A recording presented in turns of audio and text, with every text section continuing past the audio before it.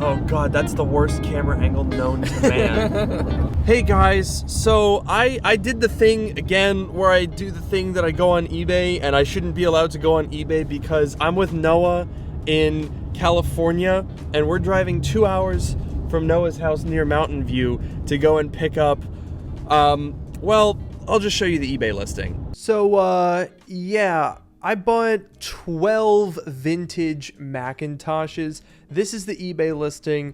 You can see here we've got a whole entire shelf.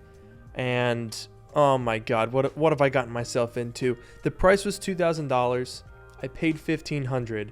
And we don't really know a whole lot about these things. According to the seller, the lot is completely untested and being sold in as-is condition for parts or repair only, so nothing is stated about the functionality. We know that there are 4 Macintosh SEs, 2 Macintosh Pluses, 4 Macintosh Classics, and 2 SE30s, and all we know is that there's some discoloration. Apart from that, it's basically just a giant mystery, which is why I went to California. So I really don't know what to expect today.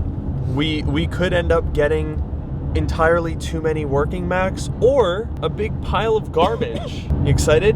I'm hoping it's more the former than the latter, but we're gonna find out. And find out we did. After our 2-hour drive, we showed up at what is got to be the most crazy warehouse full of vintage electronics I've ever seen. It's 3 deep? Oh my goodness. There's an Apple II. So originally when I put this up on the shelves, it was literally like pallets on the ground and there's stuff everywhere. So I just threw it on the shelves. And then what I was trying to do is I was trying to pull it all down, and I was trying to put Apple on one side and just all the other brands on another side. Absolutely. That Sanyo monitor is for like the original Apple one. You know, like that was one of those monitors that...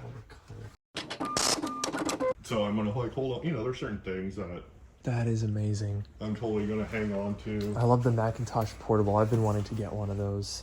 Keyboards, Apple IIs, Macintosh 128s, SEs, SE30s, even an Apple Lisa. This guy had everything. In fact, the only thing that I was not able to find was a segue to today's video sponsor, CaseCoo. Their new Magic Stand case is a really innovative blend of a MagSafe compatible charging case that also flips out and becomes a kickstand case. Normally you can't have both of those at the same time, but CaseCoo found a way. Not only that, the cases offer 2.5mm and 1.5mm raised bezels for the camera and screen, protecting it in drops. So you really can have it all. MagSafe, a kickstand, military grade drop protection, and a wide variety of colors that match the finishes on the iPhone 14 series. To learn more and to save 10% off your order, head over to the link in the description below and use code LukeMiani10.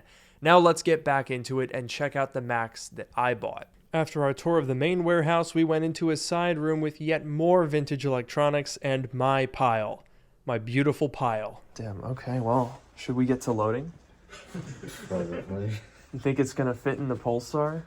They should measure the trunk size of the Polestar in Macintosh units. Oh my god. Look at that. Oh my god.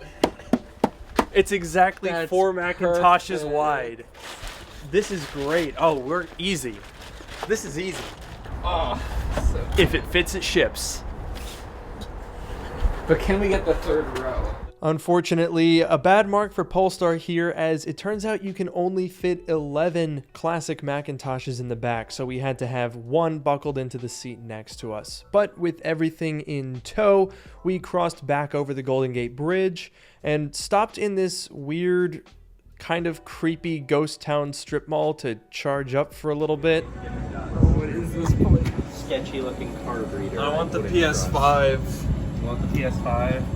All charged up, we got back on the road and headed to Monterey to visit a guy who, honestly, is even more insane than the last guy. I'm talking prototype Apple Lisa. I'm talking clear prototype Macintosh portables, as well as an original Macintosh SE. I'm talking Apple Teapot. This guy knows classic Macs better than anyone. This is Hap, seen here fully assembling a Macintosh portable from scratch in less than 3 minutes. And he very kindly invited us into his haven for all things Apple to find out which of our Macintoshes work. Wow, first one immediately. Oh my god. Is that fully booting? I think it's fully booting. I'm already a happy camper. We are testing and we are having success. 2 for 2 so far. This one's hard drive probably. Look at that. Resume 1995, resume cover 1996. Look at that folder in the bottom right. That is hilarious. This is crazy. Oh, how did this man not plug any of these Oh, look, the hard drive works too. Whoa, that one was really fast. Whoa, that's Whoa! so fast. SSD! That one was real loud. Oh. Ooh, this one we have an aftermarket card. So we're batting Yeah. we're batting 1,000 right now. We are really striking. Oh, Swear to God, that made the lights dim for some reason. I thought that I saw that too. Okay, that one's coming on.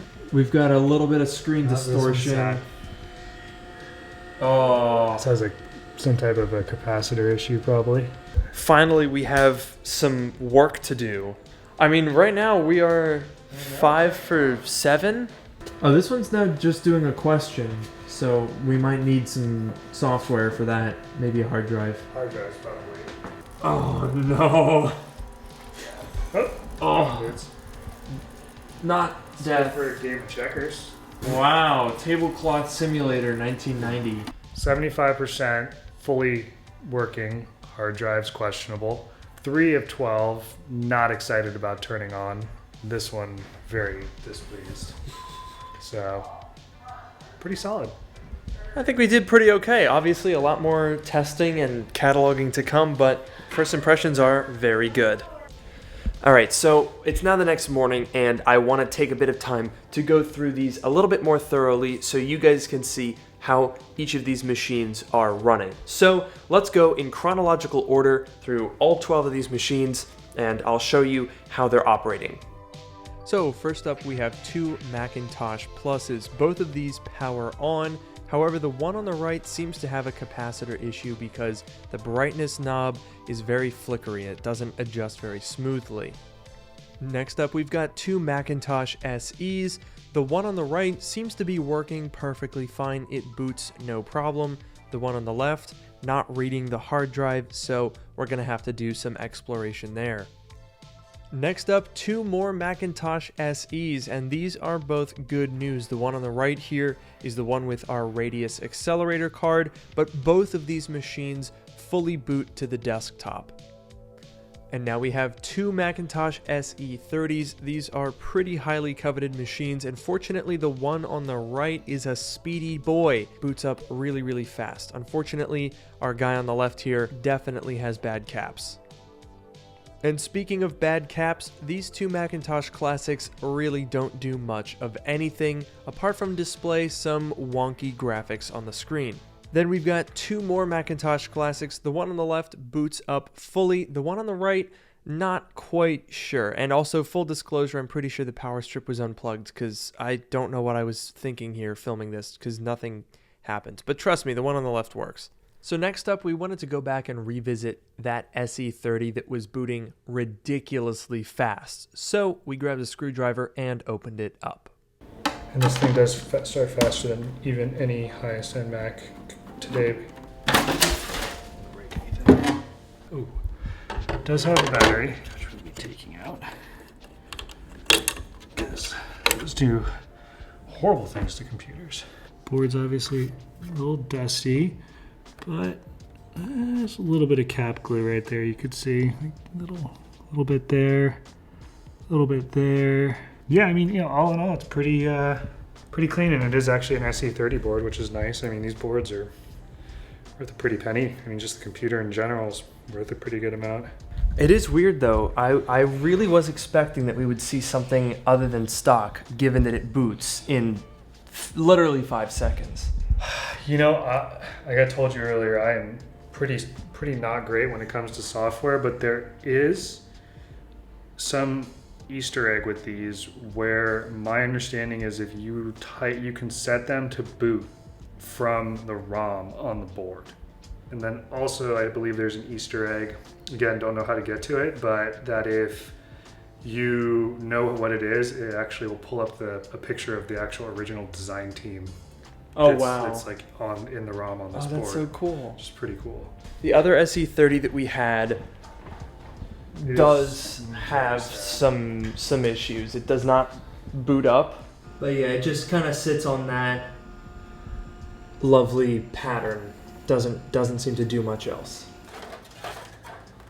Ooh. What? Is it bad? Oh. Oh, I saw a bunch of dust. Oh no! The notorious Maxwell exploder. Wow. RIP board. For context here, these Maxwell batteries that were used on some Macintosh computers for the PRAM battery apparently do this quite a lot. So for reference, that is this. This is the battery from the other SE30. It looks like it's only going to be one SE30 for us today. So 3 out of 4 of our Macintosh SEs boot up perfectly fine. This one, though, doesn't seem to have a working hard drive. There is one in it. So I'm going to try swapping the drive with one of our unhappy machines down there, and we'll see if it works.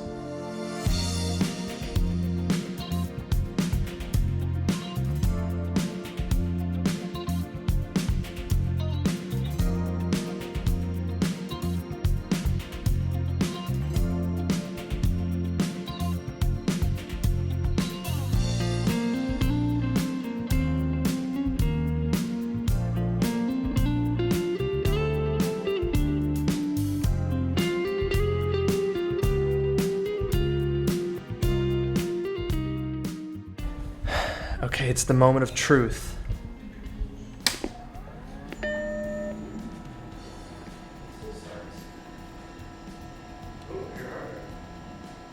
I hear a hard drive. Whoa.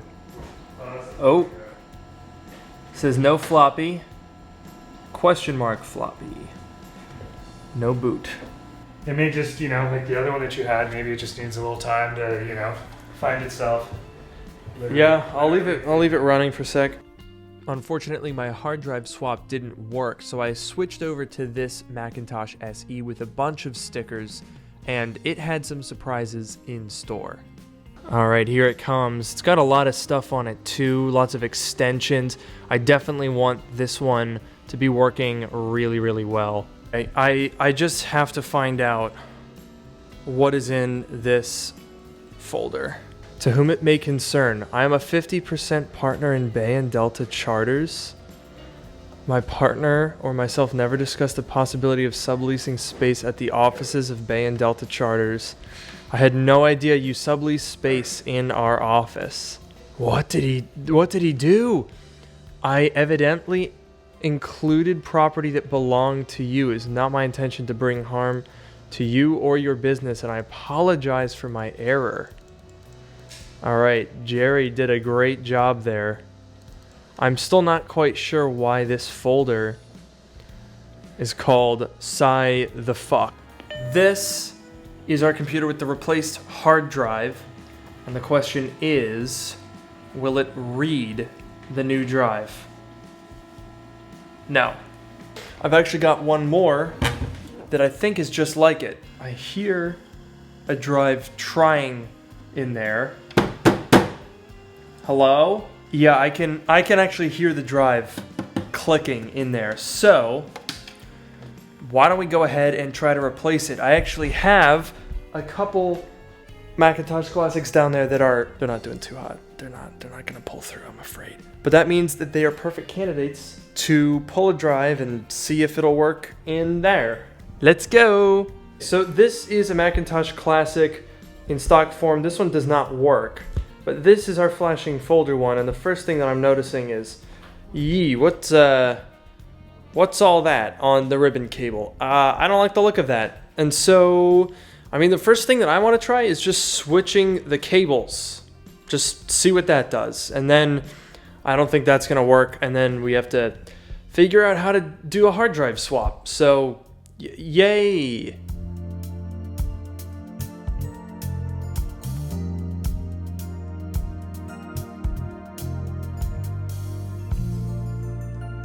Now, I doubt that just swapping the ribbon cable is going to do anything, but hey, it's worth a shot. Takes 2 seconds. Let's see what happens.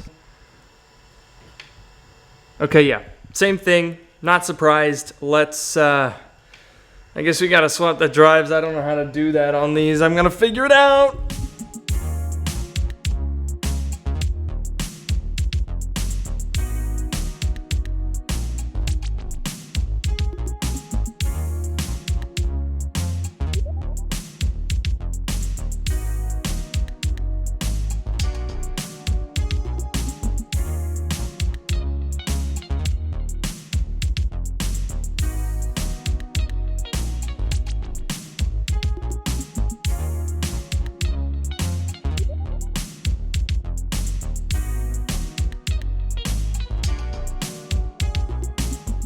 Okay, the moment of truth. Will it work? I think I hear hard drive sounds. It's booting! The Happy Mac! I did a thing! I did a thing! Oh, we've got mystery things, extensions and whatnot. It's got some HP software. Some, looks like audio software here. Oh, it's got lots of software, but more importantly, guys, I fixed a freaking Macintosh. This is huge. This is great news. This one, I had a flashing folder sticker on top, and guess what? It's gone. Get rid of that. This guy is working really well. Okay, so I think we are done here for today. This is the lineup. Honestly, I was not expecting to have. Well, we ended up with 9 out of 12. Let me start you down here with these 2 Macintosh classics. This one is the one that I just repaired. This one just boots right up. We have this Macintosh SE. That one has a radius accelerator card that looks kind of valuable, so got to look into that. This one just works, didn't do anything to it. This one is the one with the wacky fan and the interesting legal documents on it, so who knows about that. And then this is the one that fires up like ridiculously fast. So all of these will boot, load an OS, ready to go. Then over here, I've got 3 more. These 2 Macintosh Pluses, well, they seem to work just fine, but these guys don't have hard drives, so I need software disks to actually test them. And then this is the only one that might need a little bit of extra work. I've tried it with 2 different drives. It still is showing a flashing folder, so there might be something else wrong with it, or I might just have put 2 dead drives in it. Who knows? But overall, we're looking at 9 fully working classic Macs for $1,500. And I think I did pretty well. So hey, 9 out of 12, that is not bad at all. However, the reality then set in that I would have to find somewhere to put all of these computers. Fortunately, that somewhere is Noah's closet, so big shout out to him. I did bring 2 of them back with me through the airport, and that was quite an interesting time. I got quite a number of looks. As it turns out, trying to bring a couple of 1980s Macintoshes through TSA, not the easiest task. I got a full pat down. That's right. Did the full, residue swab. We're clear, but definitely a fun time.